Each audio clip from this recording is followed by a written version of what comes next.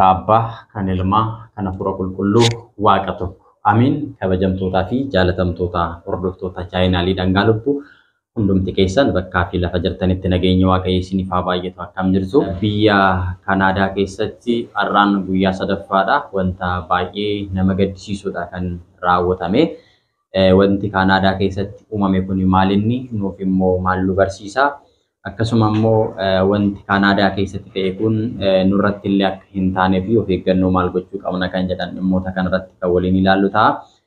Yeroo darbe yookiin immoo torbeewwan darban keessatti kutaalee addunyaa guutummaatti sababa dhalli namaa cubbuu hojjechuu dhiisuu isaarraa kan ka'e keessumattuu Ameerikaa kutaa magaalaa Waawii keessatti balaan ibiddaa mudachuun isaanii yaadatama jechuudha. Ibiddi kun immoo namtolcheedhaan kan uumame osoo hin ta'in samiirraatii bu'ee guutumaa guututti magaalaa sana kan balleessi ta'uunsaa ragaa viidiyoodhaan qabadhee isinii dhiyaachuun kiyyaa fi sooshaal miidiyaa adda addaa irratti argaa turtan jechuudha. Keessumattuu seera uumamaa boqonnaa 19 irraa kaasnee gaafa dubbisnu gaa'ela saala wal fakkaataa dhiira wajjin dubarri dubara wajjin raawwachuu isaanirraa kan ka'e bara Soodomii fi Gomoraa Looxii fi ijoollee isaarraa kan hafe lammiileen biyya sana keessa jiran cubbuu hojjetan kanaaf adabbii isaanii akka argatanii fi guutummaa guututti ibiddi samiidhaa bu'ee jarreen kana akka barbadeessanii hubanna jechuudha. Taateen amma ta'aa jiru, taateen amma raawwatamaa jirus kanumadha jechuudha. Yeroo ammaa kana keessumattuu hafuura 66 waaqessuun, seexana waaqessuun akkasumallee gaa'ela saala wal fakkaataa kan Waaqayyoon hin jaallanne gaggeessuun egaa kutaalee addunyaa biyyoota adda addaa keessatti yeroo ammaa kana gaggeeffamaa jira. Namni Waaqayyoo irraa garagaruu isaarraa kan ka'e sochiin lafaa, bubbeen, obomboleettiin, bokkaa guddaan, lolaa guddaan akkasuma ibiddi samiidhaa bu'ee guutummaa addunyaa iddoo tokko tokkotti bakka wanti sun guutummaatti itti hojjetamaa jiru barbadeessaatii kan jiru ta'uu isaatii jechuudha.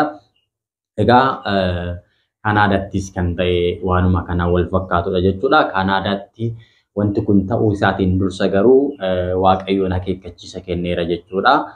Mee viidiyoo kana laallee adeemnu.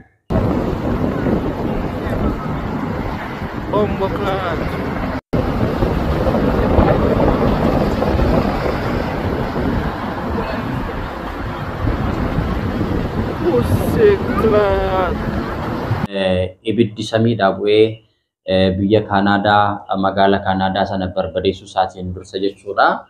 Akeekkachiisa uummata achi keessa jiraataniif kenneera jechuudha. Biyyoota afuriin dura mallattoon ibiddaa kun samii irratti mul'achaa ture jechuudha.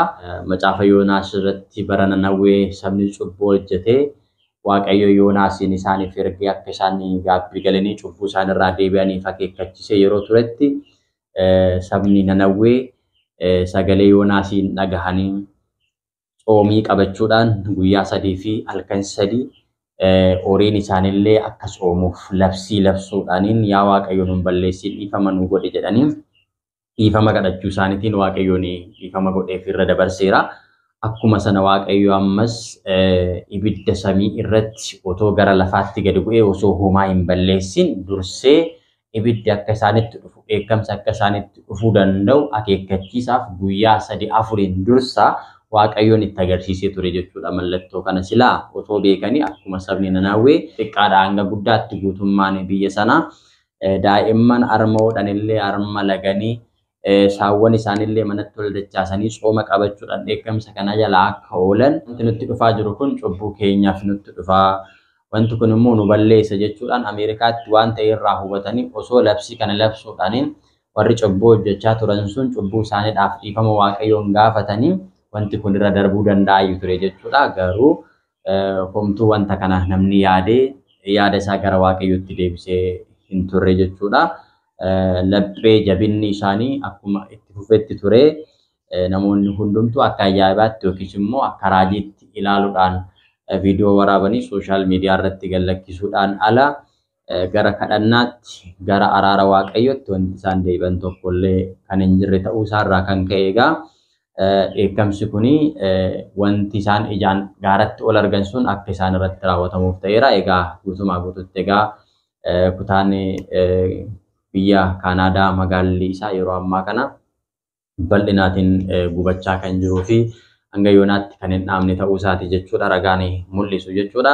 Akkasuma biyya Chaayinaatti immoo ho'i guddaan nama teechisuu kan hin dandeenye bifa adda addaatiin kutaalee biyyattii keessatti kan mul'achaa jiru ta'uusaa akkasumallee asuma ollaa keenya Gibxitti akkasuma biyyoota akka Turkii faatti ibiddi gurguddaan uumamuu fi ho'i gurguddaan uumamuunsaa yaaddoo addunyaa kanaa ta'eera jechuudha.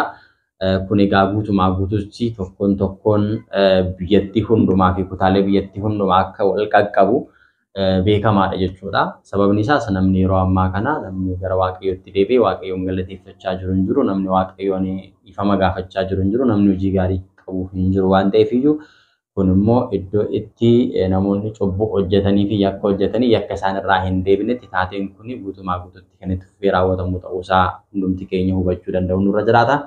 Asirraa wanti nuti hubannu maal inni yoo jenne Waaqayyoon hinaafaa ta'uusaati jechuudha. Waaqayyoon namni gaafa isarraa garagaru, namni gaafa isa tuffatu callisee akka hin laalle, akka nama adabu, akka adabee sirreessu barachuu danda'u nurra jiraata jechuudha.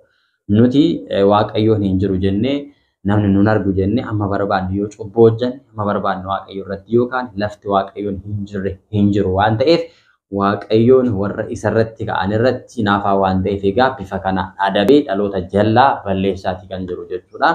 Baroota abbootii keenya darbanis bara Looxfaa akkaataa kanaan ibiddaatiin saba bara sana jiran cubbuu hojjechaa turan Waaqayyoon faallaa warra raawwachaa turan balleessira. Bara Nohi immoo bishaan badiisatiin balleessuudhaan adabeera.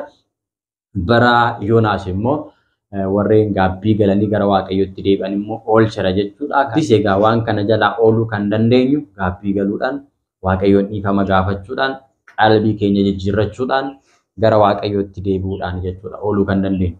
Kana hin taane taanaan ammas egaa dheekkamsi Waaqayyoo akkuma itti fufeetti jira jechuudha. Araarri Waaqayyoo bal'aadha.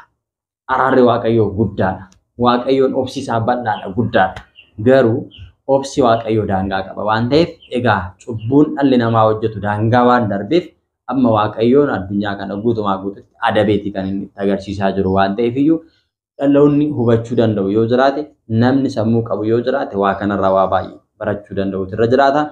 Yeroon kun egaa yeroo itti qalbii keenya jijjiirranne, yeroo itti cubbuu keenya irraa deebine, yakka keenyaaf gaabbii gallee gara Waaqayyootti deebinu yeroo dhumaa ta'uusaa beekuun nurra jiraata. Kun immoo jalqaba ciniinsuuti jechuudha. Ibiddi mul'achaa jiru kun biyya lafaati kan inni balleessaa jiru, qabeenyadha kan inni gubaa jiru. Ibiddi si waliin immoo lubbuu keenya akka hin gubneef kana jalaa ooluudhaaf, dheekkamsa kana jalaa ooluudhaaf jabaannee dhaabbachuu fi amantaa keenyatti cimuun barbaachisaadha. Egaa hammeenyi namaa waan baay'atee fi namni walitti hammaachuu, namni wal ajjeesuun, walirratti ka'uun, namni wal saamuun, qabeenya walii wal jalaa fudhachuun Waaqayyo irraa garagalanii daabiloosiin seexana waaqessuu waan baay'atee fi cubbuutu kana fide firee cubbuu du'a waan jedhuuf macaafni qulqulluun egaa hamma furmaanni gara Waaqayyootti deebi'u yoo ta'e malee qabeenyi nuti qabnu, fooqiin nuti qabnu, konkolaataan nuti qabnu, beekumsi nuti qabnu addunyaa kana mitiitii samii irratti mana ijaarra jedhanii biyyootiin addunyaa yeroo adda addaatti dhaadachaa kan turan misaayiliin isaan qaban isaan oolchuu hin dandeenye jechuudha. Osoo akka humna qabaachuuti, akka beekumsaan boonuti, akka qabeenya kaapitaalaan boonuti egaa Ameerikaatu of oolcha ture. Ameerikaan of oolchuu hin dandeenye. Misaayiliin isaanii isaan oolchuu hin dandeenye. Qabeenyi isaanii, beekumsi isaanii isaan oolchuu hin dandeenye. Waaqayyoon waan hundaaf oole waan ta'eef egaa namni boonu yoo jiraate anaanaa boonu jedhee akkuma dubbate Waaqayyoon amma kan boonu yoo ta'e qabeenya keenya osoo hin ta'in, beekumsa keenya osoo hin ta'in, aangoo irra jirruun osoo hin ta'in amma kan boonu nurra jiraatu Waaqayyoon qabachuu keenya, Waaqayyotti amanuu keenya qofa boonuu qabna. Kanaaf egaa ergaan kun isiniif ergaa guddaadha. Wanta amma raawwatamaa jiru kun isin barsiisuu, isin hubachiisuu danda'a jedheen yaada. Egaati Waaqayyoon biyya keenya biyya nagaa nuuf haa godhu, jaalala isaa nuuf haa baay'isu. Akkuma kanaan dura biyyi Ameerikaa kutaan magaalaa Waawwii ibiddaan gubachaa turte. Egaa kun ammas Kaanaadaanis bifa kanaatiin kan isheen gubachaa jirtu. Egaa gubiinsa ibidda kana jalaa Waaqayyoon nu haa oolchu. Balaa tasa namatti dhufu jalaa, du'a tasa namatti dhufu jalaa Waaqayyoon hunda keenya nu haa oolchu. Waaqayyoon nageenya isaa nuuf haa buusu. Hundumtuu nageenyaaf jaalalaaf kadhachuun barbaachisaadha. Warra didanii Waaqayyo irraa garagalanii cubbuu hojjetanii dheekkamsa fidaa jiran kanaaf yaa Waaqayyo laphee kenni jennee isaaniifis kadhachuun barbaachisaadha. Egaa barnoota har'aarraa waa hedduu akka hubattan abdiin qaba. Guddaa galatoomaa ulfaadha. Subscribe gochuudhaan, share gochuudhaan, like gochuudhaan nu bira dhaabbadha. Nagaan turaa qophii biraadhaan walitti deebinutti nagaa ta'a.